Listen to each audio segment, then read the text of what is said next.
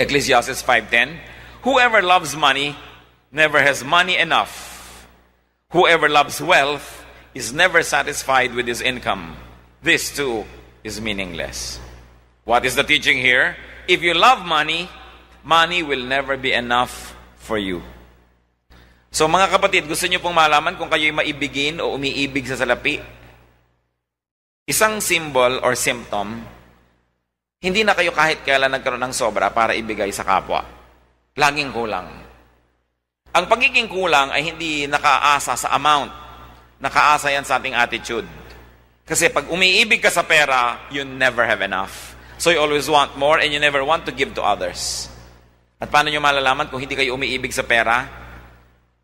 Kahit ang pera ninyo hindi marami, nakakapagbigay kayo sa iba. Nakakatulong kayo sa kapwa na ibibigay nyo sa Diyos yung saganang Kanya. Ibig sabihin, hindi kayo umiibig sa pera. Kasi sabi niya, ay ang umiibig sa pera kahit kailan, laging kulang. Kahit bigyan mo yan ng milyones, bilyones, kulang. Kasi yun ang pag-ibig niya, he will never have enough. Then 5:11, Ecclesiastes, as goods increase, so do those who consume them. And what benefit are they to the owner except to feast his eyes on them? Sabi, alam nyo, pagka dumadami ang mga kayamanan, dumadami rin ang gagamit. Lumalaki ang kita, dumadami ang gagastos ng kinikita mo. So wala ka na tuloy mapala bilang nagtrabaho para paramihin ang kayamanan mo, kundi tingnan mo na lang yan, hanggang tingin ka na lang dahil iba ang gagamit. What is Solomon trying to say? The more you have, the more everyone expects from you. Nasubukan nyo na ba yan? Nung wala kayong hanap buhay, wala kayong kita, wala namang humihingi sa inyo. Natatapunan pa kayo kuminsan ng mga 100, 500. Pero nung kumita na kayo, wala na nagbigay sa inyo.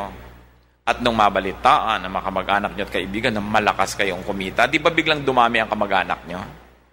Tinutuntong ka ng mga inaanak ng nanay mo sa kasal dahil kinakapatid ka niya. Alam nyo, money has a lot of relatives. Poverty is usually an orphan. Dumadaming tao. Nung hindi ka nag-abroad, hindi ka dollar earner, hindi ka naman pinapansin ng mga tao. Pero subukan mo nag-abroad ka. Akala nila namumulot ka ng pera abroad. Pag uuwi ka, ang daming dumadalaw. Pag aalis ka, marami naghahatid. At ang asawa mo, laging nakukuhang ninang sa lahat ng kasal. Sabi ni Solomon, as the goods increase, so do those who consume them.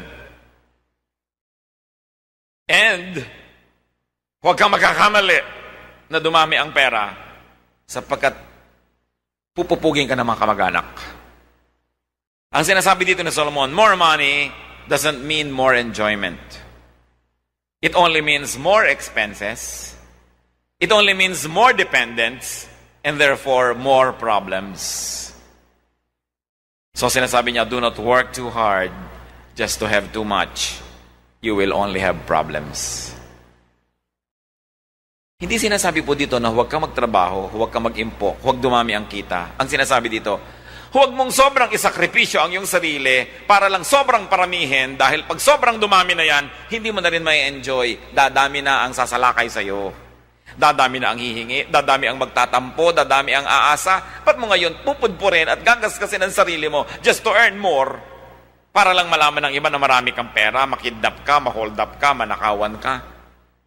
Ecclesiastes 5:12, the sleep of a laborer is sweet, whether he eats little or much, but the abundance of a rich man permits him no sleep.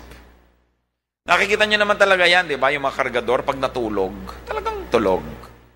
Mga tindera sa palengke, talagang inaalog-alog mo na, naghihilig pa. Sabi nga noon, alam niyo yung mga trabahador, yung mga obrero, yung mga maliliit kumita, na halos hindi magkasya ang kinikita, yan naman sa sarapan tulog. Tingnan mo eka ang mayayaman. Marami dyan, kailangan pa ng sleeping pills. Hindi mapagkatulog ang mayaman. Those who work hard just to survive can sleep well. But the rich can hardly sleep because of their cares. Their abundance attracts trouble, thieves, at kutakot-takot na mga manghihingi.